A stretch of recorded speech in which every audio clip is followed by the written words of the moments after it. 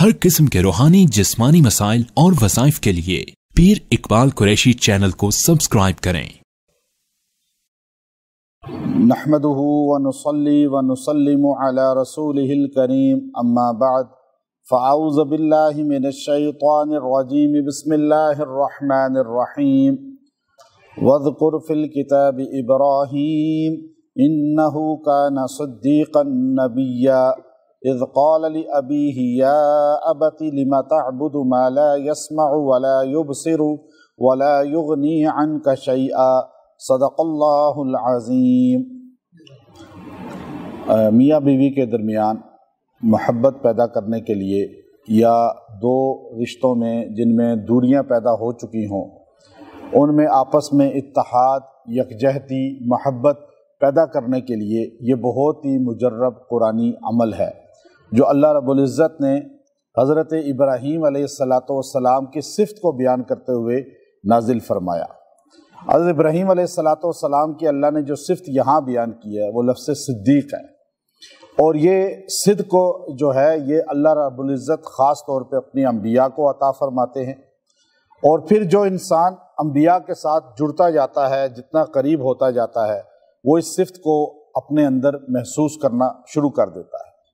अब मियाँ बीवी के दरमियान ख़ास तौर पे या जो दो रिश्ते होते हैं, कोई भी दोस्त हैं, पार्टनर हैं या कोई भी आपस में ताल्लुक़ रखते हैं, जब उनमें कुदूरत आती है तो लफ्ज़ सिद्क़ जो उनके अंदर है उसकी कमी आ जाती है, और उसकी वजह से सच्चाई, अहदो पमा और वफ़ा और एक दूसरे पर एतमाद जब ये कमज़ोर हो जाता है तो अल्लाह रब्बुल इज़्ज़त जो है उनके अंदर जो है उस चीज़ की कमी पैदा करके फिर अगला स्टेप होता है कि वो एक दूसरे के मुखालिफ हो जाते हैं। इब्राहीम अलैहिस्सलाम अल्लाह के दोस्त थे, अल्लाह रब्बुल इज़्ज़त के खलील हैं, अल्लाह ने उनको खुल्लत का एवार्ड दिया, तमगा पहनाया, और आपकी शान में अल्लाह रब्बुल इज़्ज़त ने कुरान पाक में बहुत जगहों पे आपका नाम लेकर सलाम भी भेजा और आपकी सिफ़त को भी बयान किया। तो यहाँ एक बात पता चली कि अल्लाह बड़ी ज़ात है, अल्लाह बहुत बड़ी ज़ात है, लेकिन अल्लाह अपने बंदे, अपनी मखलूक, अपने जो है एक अब्द, अल्लाह के अब्द हैं, गुलाम हैं, नबी भी गुलाम है, उम्मती भी गुलाम है।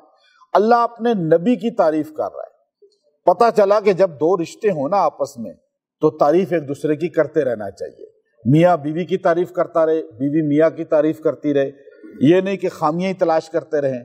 अब देखिए तब दोस्ती मजबूत होती है। मियाँ बीवी का रिश्ता भी एक दोस्ती का होना चाहिए, ना कि नाकदीन का। बीवी टो लगा के तलाश में बैठी रहे कि खामद की कोई गलती मिले, और खामद टो लगा के बैठा रहे तो फिर 100 गलतियां मिल जाएंगी, क्योंकि गलतियां तो तलाश करने वालों ने सहाबा में भी गलतियां तलाश कर ली हैं और अपना ईमान खराब कर दिया है। तो इसलिए याद रखिएगा, गलतियां आपको सहाबा में जब मिल सकती हैं, नबियों में मिल सकती हैं, तो आम इंसानों में क्यों नहीं मिलेंगी। लेकिन गलतियां तलाश करने वाला अपना ईमान खो बैठता है। तो इसलिए हमें ऑर्डर दिया गया कि तुम बड़ों की गलतियां तलाश ना करो, तुम अपने बड़ों की, चाहे बड़ा सहाबी हो, नबी हो या कोई भी हो, आपको जी बड़ों की बात है हम नहीं बोलते, हमारी कोई हैसियत ही नहीं है बड़ों की बात। जैसे बाप चचा की लड़ाई हो जाए तो हमें ऑर्डर दिया गया कि आपने बीच में नहीं बोलना, कि वो चचा है एक तरफ बाप है, दोनों बड़े हैं। हमें यहाँ इब्राहीम अलैहिस्सलातु वस्सलाम की अल्लाह ने जो सिफ़त बयान की है कि आप देखिए अल्लाह खुद तारीफ कर रहा है, और तारीफ कैसे कर रहा है, वज़्कुर फिल किताब इब्राहीम। आप जरा इब्राहीम अलैहिस्सलाम का किताब में जिक्र तो करें ना, इब्राहीम अलैहिस्सलाम का तज़किरा, यानी हमें भी कहा गया। अल्लाह खुद तो कर रहा है, अल्लाह तो कुरान में जगह जगह कर रहा है। अभी ये महीना शुरू हो चुका है, जिक्र हर तरफ किसका हो रहा है, हज़रत इब्राहीम अलैहिस्सलाम का।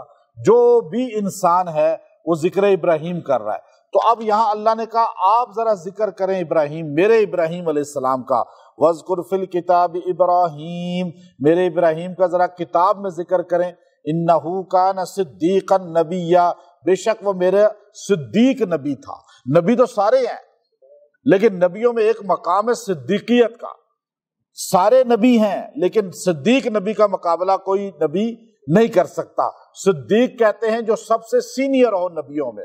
हमारे नबी फरमाते थे कि मैं जब मेराज में गया सारे नबी मुझे उठकर मिले, लेकिन एक नबी काबे के दीवार से ऊपर जो बैत मामूर है वहां तो यूं टेक लगाई हुई थी, उन्होंने मुझे उठकर नहीं मिले, बल्कि सारे नबियों ने मुझे कहा हमारा भाई आया, उन्होंने कहा मेरा बेटा आया, تو پتہ چلا کہ باپ کو بیٹے کے لیے، دادا کو بیٹے کے لیے اٹھنا نہیں چاہیے، تو یہ کہیں جی میں تو بڑا ہوں، سارے میرے لیے اٹھیں، تو اپنے باپ دادا کی اور اپنے بڑوں کی قدر ہونی چاہیے۔ تو حضور علیہ السلام نے فرمایا یہ صدیق ہے، نبی ابراہیم صدیق ہے، کیا غیر نبی بھی صدیق بن سکتا ہے؟ کہا اللہ نے تمام نبیوں میں ایک نبی ابراہیم کو صدیق کہا۔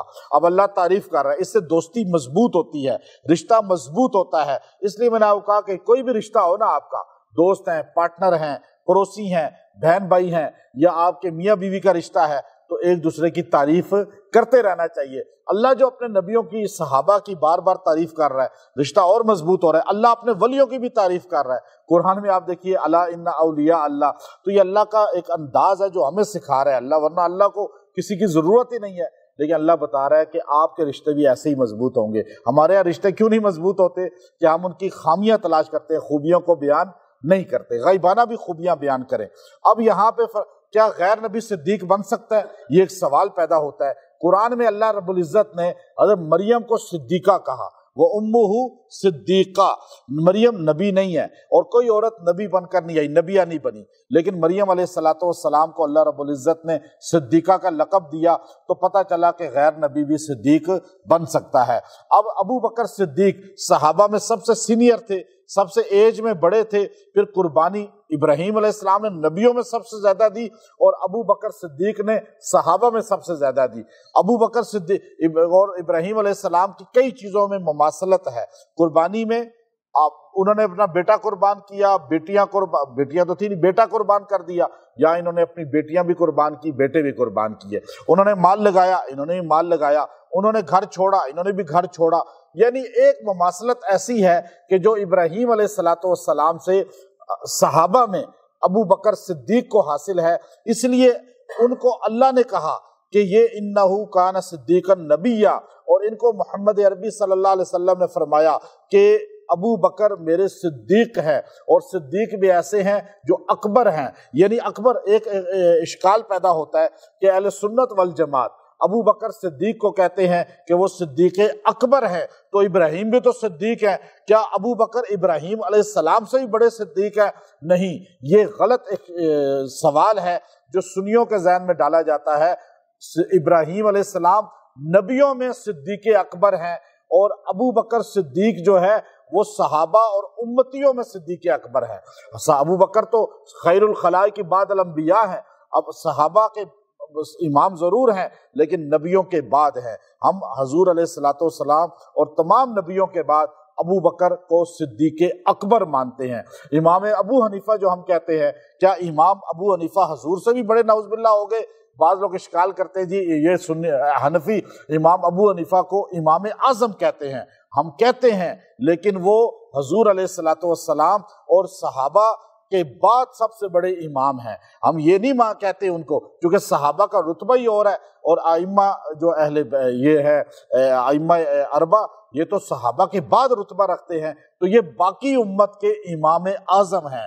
صحابہ اور حضور علیہ السلام کی ہستی تو اس سے استثناء حاصل کرتی ہے، تو یہ ایک اشکال ہے جو اکثر لوگوں کے ذہن میں رہتا ہے۔ آگے فرمایا آپ نے اپنا جو ہے یہاں پر تبلیغ آپ نے والد کو کی، وہ انشاءاللہ کل آپ کو بتاؤں گا۔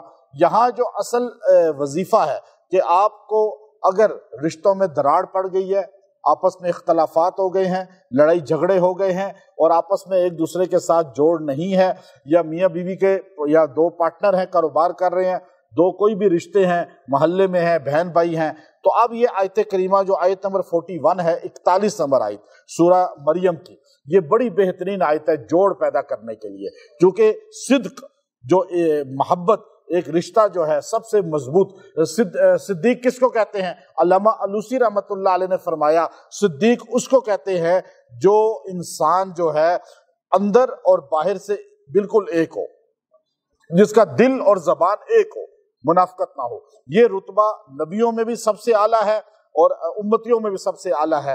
تو فرمایا صدیق اس کو کہتے ہیں جس کے قول اور عمل میں ذرا بھی تضاد نہ ہو۔ پھر ایک جگہ فرمایا صدیق اس کو کہتے ہیں کہ جس انسان سے کبھی خطا نہ ہوئی ہو، تو یہ اعزاز اللہ نے ابو بکر کو امت میں دیا اور ابراہیم علیہ السلام کو نبیوں میں دیا۔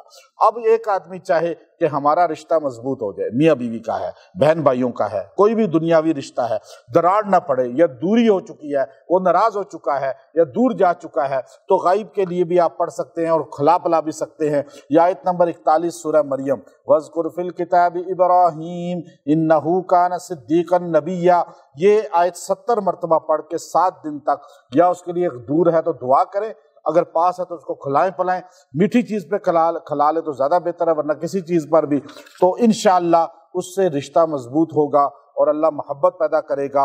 اور اگر ویسے پڑھ کے بھی دعا کریں گے، اللہ اس کا دل آپ کی طرف نرم کر کے راغب کر دے گا۔ یہ عمل کرتے رہیں، زیادہ دن بھی کر سکتے ہیں، تعداد بھی زیادہ کر سکتے ہیں، انشاءاللہ اس کی تاثیر آپ کو فوری اللہ رب العزت عطا فرمائے گا۔